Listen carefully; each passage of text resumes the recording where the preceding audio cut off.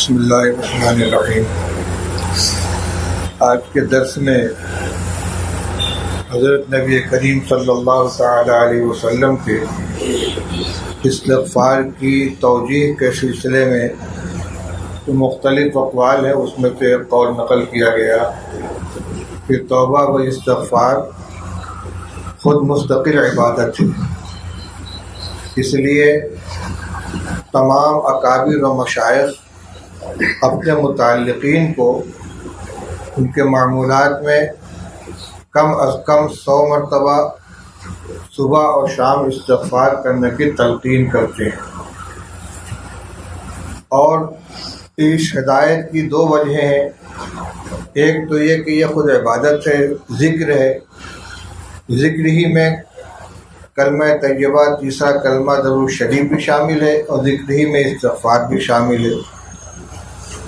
دوسری وجہ یہ ہے کہ بسا اوقات انسان سے بے خبری میں کوئی عمل ہو جاتا ہے، اس کی طرف دھیان نہیں ہوتا، حالانکہ وہ گناہ ہوتا ہے، اور اللہ کے یہاں اس کا بڑا درجہ ہوتا ہے گرفت کے اعتبار سے۔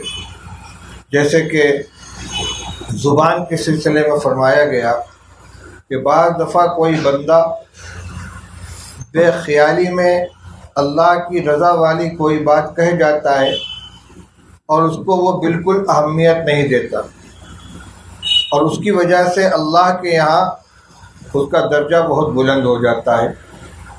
اسی طرح کبھی کوئی بندہ بے خیالی میں اللہ کی ناراضگی والی کوئی بات زبان سے نکال دیتا ہے، لا یلقی لہا بالن، اس کی طرف بالکل توجہ نہیں کرتا، خیال بھی نہیں ہوتا کہ مجھ سے کوئی غلط بات، کوئی غلط کام ہو گیا، غلط بات تیری زبان سے نکل گئی، اور اس کی وجہ سے وہ جہنم کے گہرے گڈھے کے اندر ڈال دیا جاتا ہے۔ لہذا یہ نہ سوچنا چاہیے کہ مجھ سے کون سا گناہ ہوا ہے، کس چیز میں استغفار کروں۔ اول تو یہ کہ ہم معصوم نہیں ہیں، انبیاء علیہ السلام اور فرشتے معصوم ہیں۔ رسول اللہ صلی اللہ علیہ وسلم جو فرمایا کلکم خطاؤون وخیر الخطائین التوابون، تم سب کے سب خطا کار ہو، سب سے لغزشیں ہوتی ہیں، اس لیے استغفار کا اہتمام ہر ایک کو کرنا چاہیے۔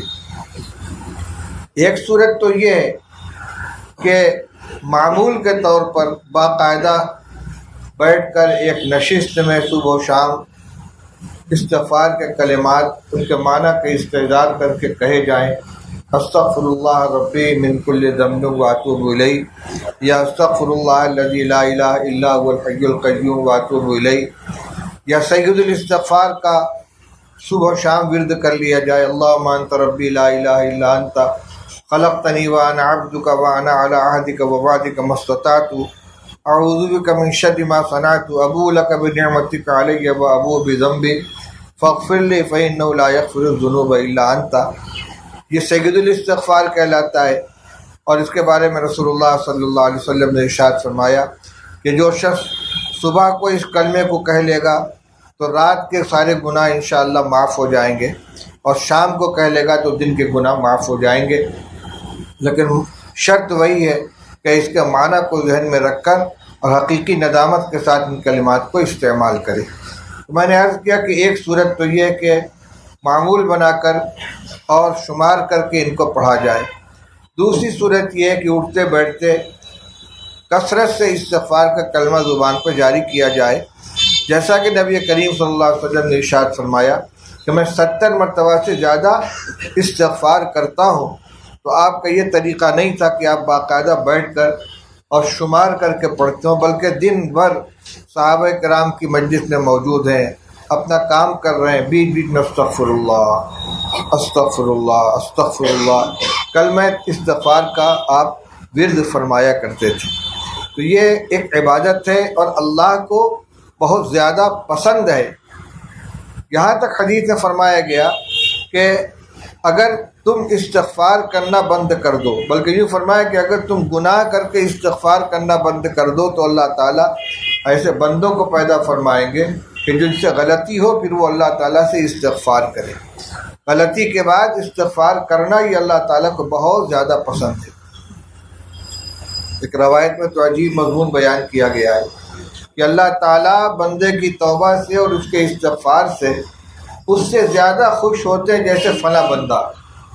وہ فلاں بندہ کون ہے؟ فرمایا کہ ایک شخص ہے جو سفر پہ نکلا، ایک اونٹنی پہ اس نے اپنا توشہ رکھ لیا، سفر کا سارا سامان ہے. سفر کرتے کرتے کسی جنگل میں پہنچا اور آرام کرنے کے لیے کسی درخت کے نیچے بیٹھ گیا، اونٹنی کو بیٹھا دیا، خود لیٹ گیا. آنکھ لگ گئی. تھوڑی دیر بعد آنکھ کھلی تو دیکھا کہ اونٹنی غائب ہے. نہ اس کے پاس سواری ہے، نہ کھانے پینے کا کوئی سامان ہے، جنگل بیابان. اب اس کو یقین ہو جاتا ہے کہ میں یہاں بھوکا پیاسا مر جاؤں گا، اب مرنا ہی ہے. تو پھر وہ مرنے کی نیت سے آنکھ بند کر کے لیٹ جاتا ہے. تھوڑی دیر کے بعد آنکھ کھلتی ہے تو دیکھتا ہے کہ اس کی اونٹنی اپنے ساز و سامان کے ساتھ اس کے پاس بیٹھی ہوئی ہے. کہ اتنا خوش ہوتا ہے، اتنا خوش ہوتا ہے، کہتا اللہم انت عبدی وانا ربک، اے اللہ تو میرا بندہ ہے، میں تیرا رب ہوں. حدیث میں فرمایا کیا کہ اخطا من شدت الفرح، خوشی کی زیادتی کی وجہ سے اس کے زبان سے صحیح الفاظ نہیں نکل رہے. اتنا خوش ہے کہ زبان پر قابو نہیں ہے. کہنا چاہیے اللہم انت ربی وانا عبدک، اور اس کی زبان سے نکل رہا ہے اللہم انت عبدی وانا ربک. اخطا من شدت الفرح، خوشی کی زیادتی کی وجہ سے اس کی زبان سے لغزش ہو گئی، اتنا خوش ہے یہ. تو فرمایا کہ جتنا وہ بندہ اپنی اونٹنے کے مل جانے سے خوش ہوا ہے، اللہ تعالیٰ بندے سے جب وہ غلطی کر کے اللہ کی طرف متوجہ ہو، توبہ کرے، اس سے زیادہ خوش ہوتے ہیں. اس لیے میرے عزیزوں اور بھائیوں، ہم علماء ہیں، طلباء ہیں، ہم سوچیں کہ ہم نہ شراب پیتے ہیں نہ جوا کھیلتے ہیں. نہیں، اس کے باوجود بہت سی غلطیاں ہوتی ہیں.